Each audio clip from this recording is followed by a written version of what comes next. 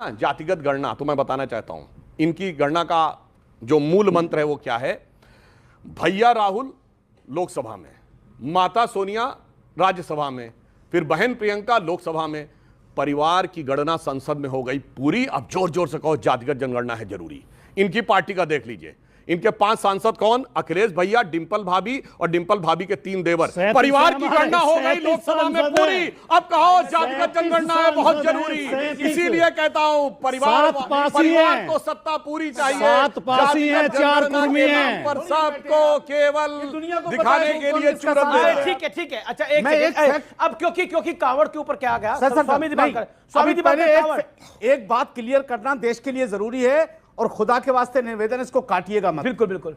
अश्विनी भाई अच्छे वकील हैं, लेकिन आज इन्होंने एक बहुत गलत तारीख नोट की है। दुनिया को पता चलना चाहिए कि एपीजे अब्दुल कलाम साहब की 15 जुलाई 1915 को डेथ हुई थी और याकूब मेमन को 31 जुलाई को फांसी हुई थी। तो 15 दिन का डिफरेंस है। ऐसे फैक्ट मत तो चलता है। नहीं, आपने उसी दिन कहा, आपने कहा उसी दिन, ऐसी बात आपने उसी दिन कहा। अब्दुल कलाम साहब के जनाजे में 10,000 करेक्शन जायज बात है, नोटेड बात है। हाँ, ये बिल्कुल एडिट करेंगे। नहीं, दिन नहीं महीना तो एक था, मगर जो मुद्दा अब्दुल कलाम बात है शांत। ओके, अंसार रजा आपने अपनी बात सुनिए। वो बात अंसार रजा ने बात सही कही, तो मैं सिर्फ एक लाइन पूछना चाहता हूं कि मैं 2025 पे आता हूं। देखिए 78 में दंगे हुए संभल के अंदर और 2024 में सामने आया। मैं कोट कर रहा हूं विनीत गोयल को, पुतला बनाकर उस पर आटा लगाकर अंतिम संस्कार किया। विनोद गोयल ने बताया कि दंगे में जान गंवाने वाले उनके पिता बनवारी लाल समेत कई लोगों के शव तक उनके परिवार को नहीं मिले थे।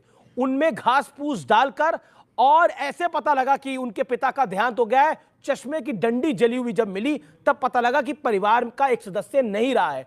अब भाटी यहां पर कहा जा रहा है तमाम विपक्षियों द्वारा कि हमने रोका थोड़ी था, कोई खुद ही रुक गया तो हम क्या कर सकते हैं? कोई किसी को डराया नहीं गया था, कुछ हुआ नहीं था। आप तो उस इलाके से आते हैं।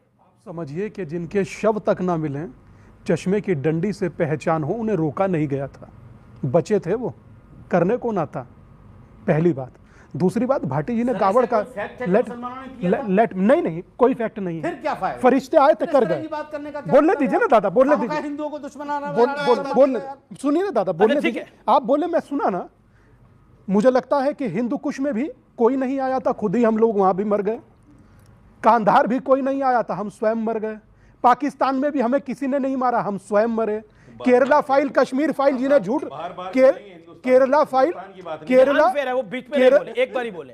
केरला फाइल, कश्मीर फाइल जिन्हें झूठ लग रही थी, बांग्लादेश लाइव चल रही है, वहां भी हम बेफिजूल मर रहे हैं। SC ST OBC चाहे जो भी, मैं तो कहूंगा हिंदू मर रहा है। पर मैं एक मूल प्रश्न कहना चाहता हूं, क्या हिंदुओं को ही मार रहे हैं बांग्लादेश के अंदर? क्योंकि वो कह रहे हैं बाकी तो कोई और नहीं मार रहा।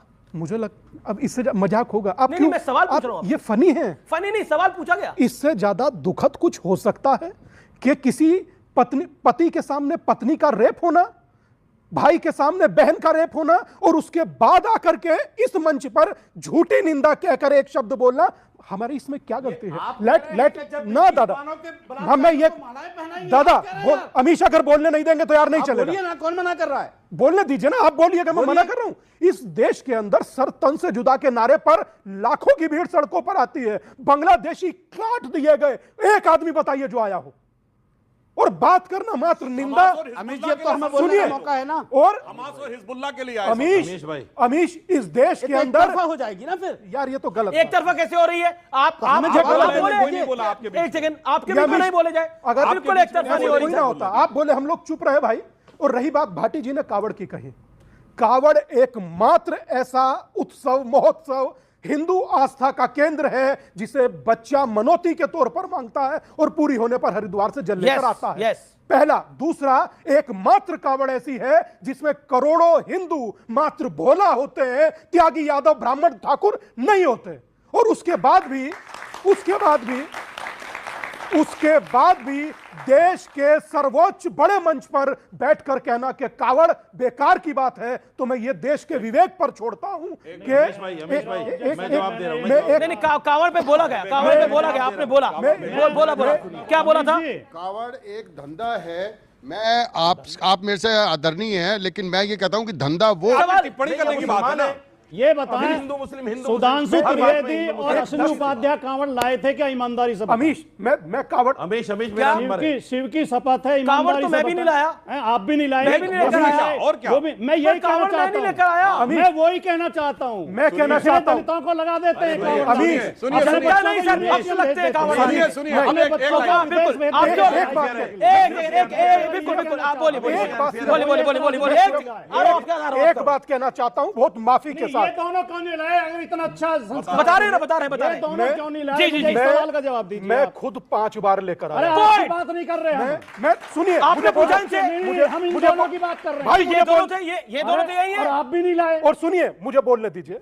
मैं 4 से 5 इसका बार लाया हूं, जवाब नहीं मगर देंगे आप। मैं इस बात को बहुत जिम्मेदारी के साथ भाटी जी से पूछना चाहता हूं। कावड़ यात्रा पर प्रश्न उठाने का बहुत ताकत जुटाया, या चाहे जुटाने की भी जरूरत नहीं, पता है आप सब बटे हुए हैं। इतनी बात ही हज यात्रा पर बोल के दिखा दें। ठीक है, मैंने जो कहा है, मेरी आदत रही उस है। भाव को या तो आप समझ नहीं रहे या जानबूझ के अवॉइड कर रहे क्या हैं। भाव था, क्या भाव था? ये लोग अपने बच्चों को तो विदेश में पढ़ाते हैं, बढ़िया यूनिवर्सिटी में पढ़ने देखिए, भेजते ये हैं, अब- और पिछड़े दलितों को कावड़ लाने पर लगा देते हैं। मैं ओके, बार-बार कहूंगा, ओके, ओके, बार-बार ओके, दोहराऊंगा इस बात मौलाना को। साहब, मैं आपको ये बता रहा हूं। षड्यंत्र है।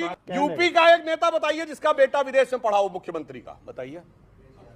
अखिलेश यादव मुख्यमंत्री, मुलायम सिंह के बेटे, हम तो चाहते न हैं- कल्याण सिंह जी का बेटा हम तो पढ़ा, चाहते हैं न बच्चे राम अच्छी प्रकाश जगह गुप्ता जी का बेटा गया, हम तो न चाहते हैं- कोई गया। अब देखिए, अब खुद तो सेफई में एयर स्ट्रिप बनाई है, हवाई अड्डा नहीं बनाया कि आम आदमी चल सके, जिस पे लाखों रुपए घंटे का किराया देकर जेट प्लेन उतारा जा सके। वो लाखों रुपए घंटे का किराया देने की हैसियत किसकी है? वो है पहले वाले परिवार की, जिसके हाथ में सारी सत्ता रहनी चाहिए। और मैं एक और बात इनसे पूछना चाहता हूं, और आप चाहते हैं अभी दलित कह रहे पिछड़े थे, बैलगाड़ी में ही चलें। सुनिए, अब एक बात सुनिए, दलित सर, पिछड़े हवाई जहाज में पिछड़े ना नहीं, चलें। दलित पिछड़े आप के लिए ये चाहते बनाइए। हैं। हमने दरभंगा में एयरपोर्ट बनाया है, हमने कुशीनगर में एयरपोर्ट बनाया है, सब चलेगा। ठीक है, वहां पे चार्टर प्लेन में चलने वाले अब इनकी बारी, अब इनकी बारी।